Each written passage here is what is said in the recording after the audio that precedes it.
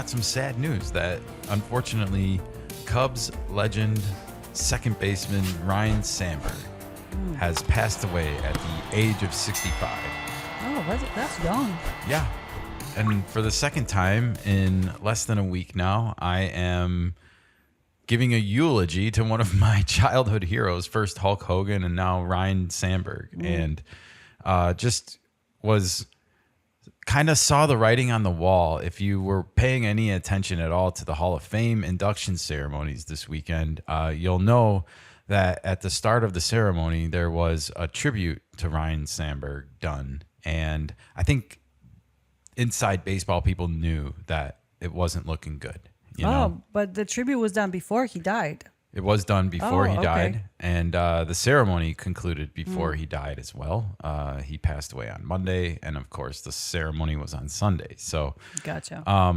yeah, the baseball gods have taken one of the good guys from us. The honorary statement at the beginning was that, you know, Ryne Sandberg played the game of baseball with respect, you know, with respect for the game, with respect for the opponents that he played against, and with respect for probably everyone involved from top to bottom to make the game happen. And he is going to be sorely missed as one of the real true good guys in all of professional sports and all of baseball. And on a personal note, you know, probably was my first favorite player. It's hard for me to think that there was another. Because you were introduced to him early on? Yeah, I mean, Okay. my family brought me up as to watch both the Cubs and White Sox, but there was no bigger star at that time in Chicago baseball than Ryne Sandberg was. When I was a kid, everyone wanted to have his rookie card in the area, at least, you know, and it was the 1983 Topps, if you don't know. And it was, I never actually wound up getting that card. No. Yeah. Well, it was just 1983, and I didn't start collecting until like 86, 87. Well, yeah. So, I mean, I was too late to the game, and it was just sooner or later I wanted Ken Griffey's cards because they were 2 years after I started collecting, but I always kept my Ryne Sandberg cards personally. Like I liked the ones that I had. They meant a lot to me that they were his, you know, and I was like always intended to get that rookie card, but never did. Nevertheless, it was coveted. I don't know if Fleer released a card of him in the Phillies uniform or not, because he was all set to play for the Phillies, and then there was like a last minute trade, and he wound up making his debut with the Cubs. And it was a interesting trade, obviously, in the history of baseball, because you have a Hall of Famer getting traded so young in their careers, right? Of course, but then you don't know if you're going to be a Hall of Famer. When They don't know that, do they? And, you know, we're talking about this as the trading deadline is, of course, ticking down here on July 31st at 6 p.m. Eastern. So just a little over 2 days left from where I sit now. And you just have that. You look at a guy like Ryne Sandberg and you could say, oh, your team could land him right now. He might not be ready for a couple of years, but he might be there in the pipe work. They're going to compare him to somebody anyway, whoever it is. Of course. That's the modern media for you nowadays. But Ryne Sandberg truly was one of a kind, both from a sportsmanship perspective and, you know, he was a rarity for second baseman. He was a second baseman who hit with some power. He didn't light the world on fire like maybe some that came after him. But he was the original, I think, power hitting second baseman, if that is fair to say. He burst onto the limelight because of a Saturday game of the week game against the Cardinals in 1984, where he had what was called the Sandberg game, 2 home runs and a bunch of other hits, I believe, as well. Go look that up if you haven't seen it. The game was actually called by Bob Costas for the national television audience that day. So interesting factoid. Nice. And of course, a Chicago legend who also wore the number 23, like Michael Jordan, of course, and played in the same era as him.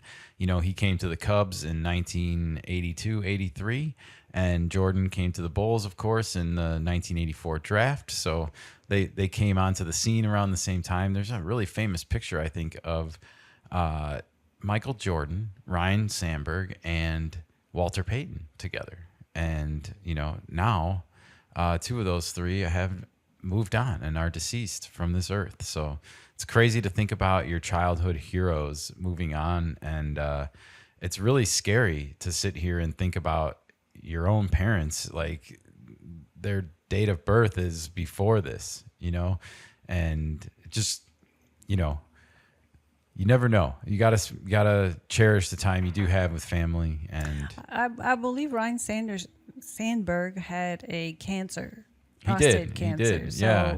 And he thought he had kicked it last year, and it came roaring right back. Cancer effing sucks, and that's all I'm gonna say about that. But yeah, it's just a reminder, like that. of your own mortality. Your own mortality. Yeah. Yeah. When Hulk Hogan and Ryne Sandberg are moving on, it's like, holy crap, you're not that far away anymore. So All true. anyways, I was a little bit caught up in the moment last night and reflection and having a lot of thoughts and back to childhood, of course. And I saw the marquee. The Marquee Sports Network posted the marquee. Ryno Sandberg, 1959 to 2025. And I just thought, man, that's something that you knew you would see one day, but you never really thought about it.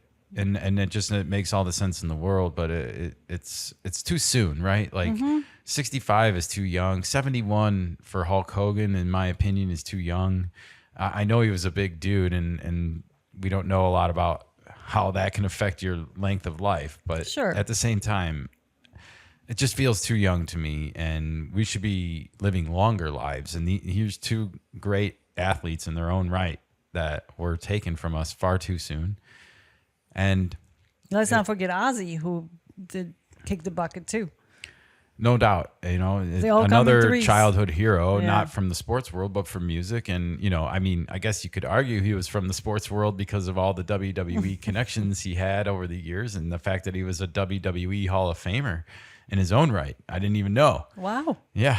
Interesting. Who knew? But yeah, it's been a rough week, I guess, for children of the 80s and their heroes, and probably before then. I don't know. Children of the 70s as well. Sure. I mean, there was, I'm sure, 10-year-olds from 1984 watching Ryne Sandberg and the Cubs go to the playoffs. They thought the curse was going to end.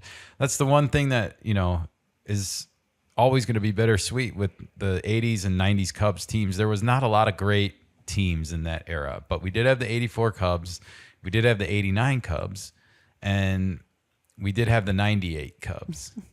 So, And the championship in 2016. but in between there, it was not pretty all the time. No. I think no one would argue with you on that, especially those early 90s teams, some of them. And it's just sad to me that Ryno, of course, never got a ring, never got to play in the playoffs, never got to play in the World Series. Got really close in 84, of course. They were up 2-0 in a best of 5 and lost the final 3 games to the Padres.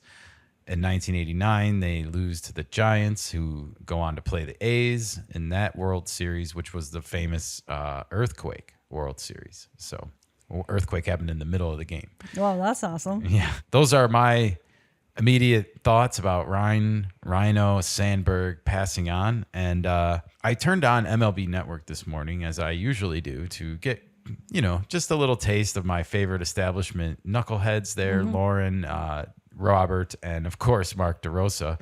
And Mark DeRosa, I want to say, did a really nice tribute to Ryne Sandberg because he talked about playing second base for the Cubs, and kind of coming after that and saying to himself, like, wow, I'm standing where Ryne Sandberg stood. And he was really that impactful of a player. I'm sure. But I think when I turned it on, I had missed something that had happened with another former player, another former Cubs player, and that is Sean Dunston.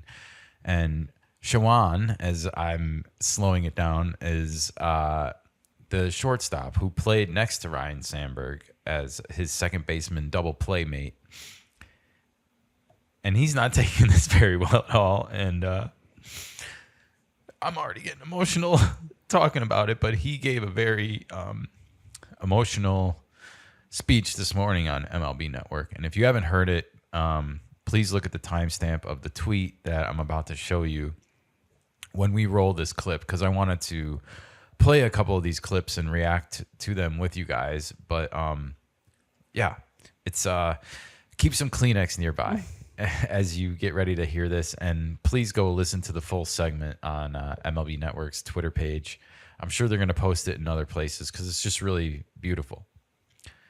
Let's hear part one. Are you speaking about Ryno? There's a lot of Cub players who play like Ryno, and they act like Ryno.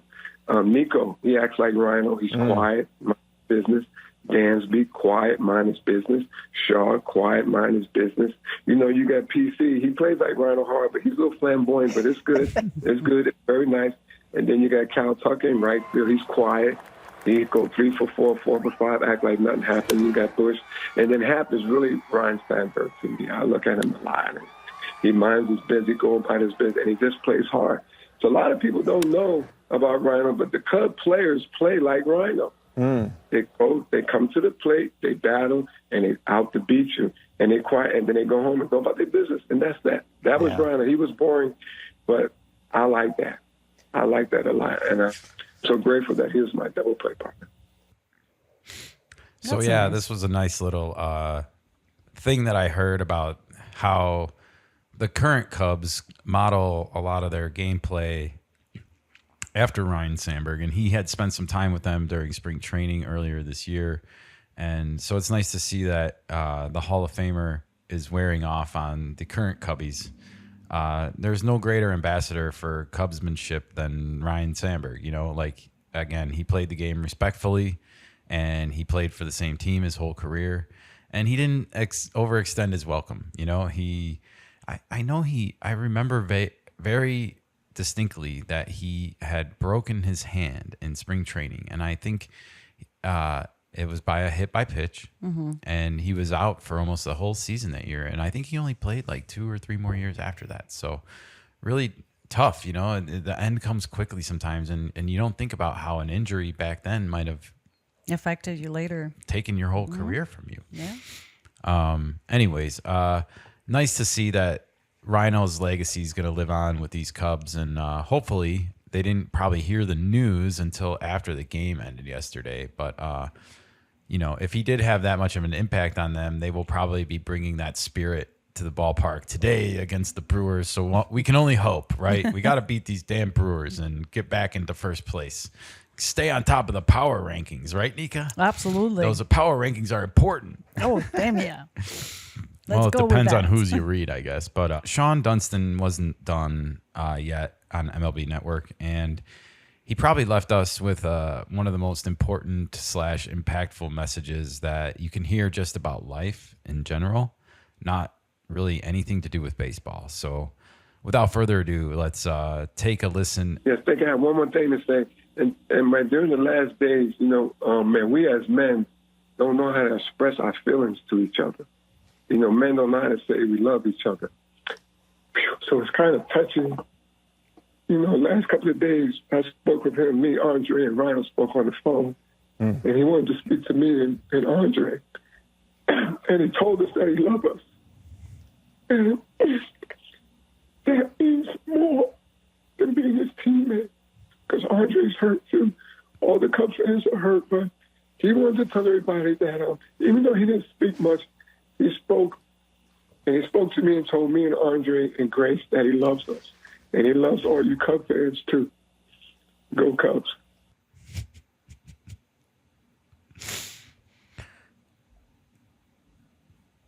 Go Cubs. Yeah. Tell everyone that's close to you that you love them as much as you can. Because You can hear the pain in his voice there. You know, he lost a really close friend. Absolutely. Well, tomorrow is never promised, as they say.